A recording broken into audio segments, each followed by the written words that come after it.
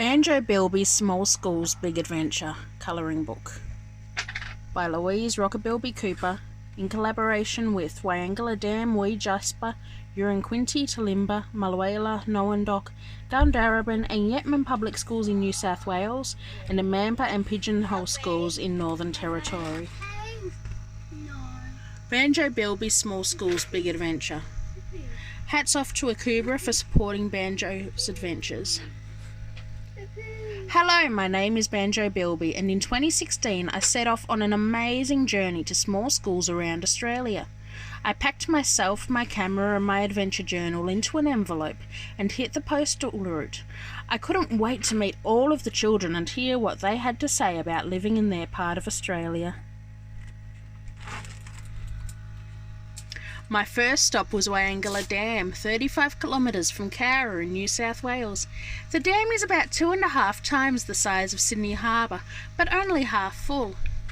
227 people live in Wyangala. Most of them are old. 6 students go to the school and they have a school dog called Abby. Abby gave me a sniff. Lucky I wasn't too smelly just yet. I helped the children cook and eat some delicious burgers, yum, and cheered them on at the swimming carnival. You can do it! My next stop was Wee Jasper. Wee Jasper is a tiny village of 67 people, 54 kilometres from Yass along twisty winding roads and 80 kilometres northwest of Canberra. Wee Jasper Public School has always been a one-teacher school, and when I visited, there were 9 students. I really enjoyed eating dinner at the Coora Digby homestead. It is a Pisé building built using rammed earth and barbed wire in 1911. In 1939 it withstood bushfires. Each night I'd go home for adventures with a different child. We went on a tour to Carey's Cave and watered cattle, helped change a truck tyre and rode ponies. Ever onward to Uranquinty. 32 students attend Uranquinty Public School, about the same number as the average Australian class size. 800 people live in Uranquinty. Today they have a famous bakery, hotel, chemist, service station and power plant. During World War II, Uranquinty was home to RAAF Flight Training School No. 5. There are lots of school pets at Uranquinty. Guinea pigs, chooks, and a pygmy bearded dragon. I really enjoyed their sensory garden. It was so relaxing with its calming water fountain and tunnel. In their veggie patch they were growing strawberries, pumpkins and lettuces. I arrived at Talimba on a rather special day. The 19 students were very excited to be going on an excursion to West Wyalong, 35 kilometres away. We watched a performance about rubbish and recycling, then we had a picnic in the park. Talimba is a small farming community of 335 people. Talimba is known for their first cross lambs, merino sheep and wool. I helped out in the shearing shed. Check out their solar panels. This is our office building. There are solar panels on the roof which generate electricity for the school. Mulwala was the biggest school on my trip, with 64 students in a town of almost 2,000 people. Mulwala is a twin town with Yarrawonga. They are separated only by the mighty Murray River. That means some students come from New South Wales and some cross from the border from Victoria. We played lots of sports, football, basketball and tennis. I even got to cheer them on at the cross country in Urana. The children took me to explore Lake Mulwala. When I arrived in Nowendock, I felt like I was in the middle of nowhere.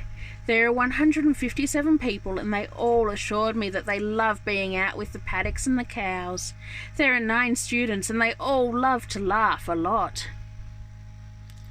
They also love riding their motorbikes and playing in the bush.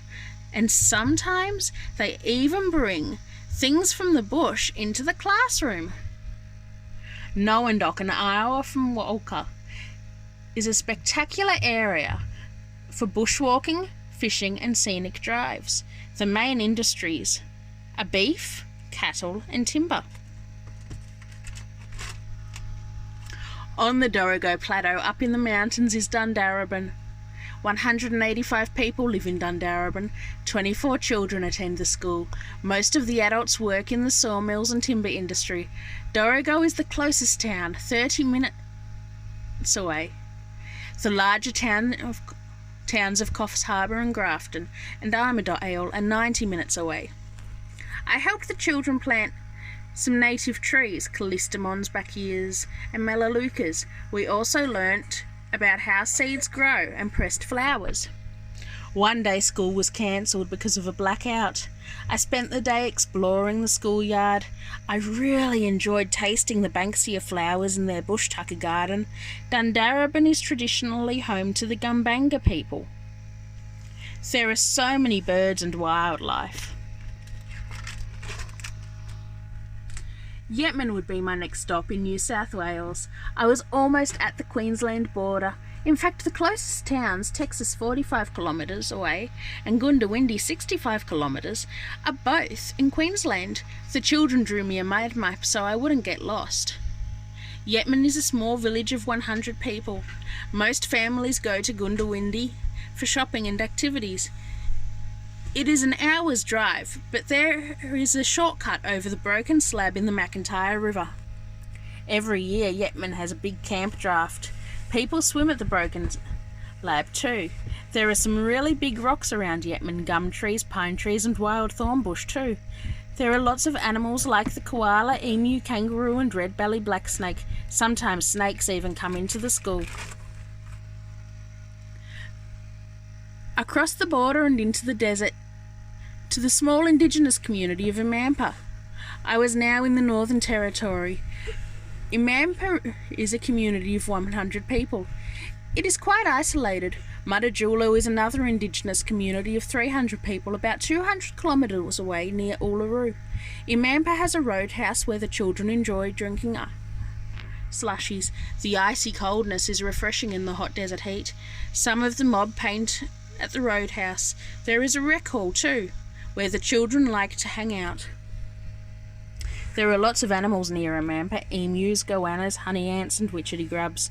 Sometimes the children hunt and eat them. When I arrived at Pigeonhole School, they quickly told me that they had a local name for their place, Nitch Peru. Nitch Peru is 450 kilometres southwest of Katherine. To get there, you have to drive down a single lane road and then a dirt road when it rains. The Victoria River rises and floods. The black soil road becomes too slippery to get in or out of Nitch Peru. There are 15 houses in Nitch Peru, a shop, clinic and school. 25 students attend the school. The children speak Bilanara language and English. Some children also speak Gurindji and Naramang. I helped children paint a big mural on the classroom wall. It is a river and bush scene.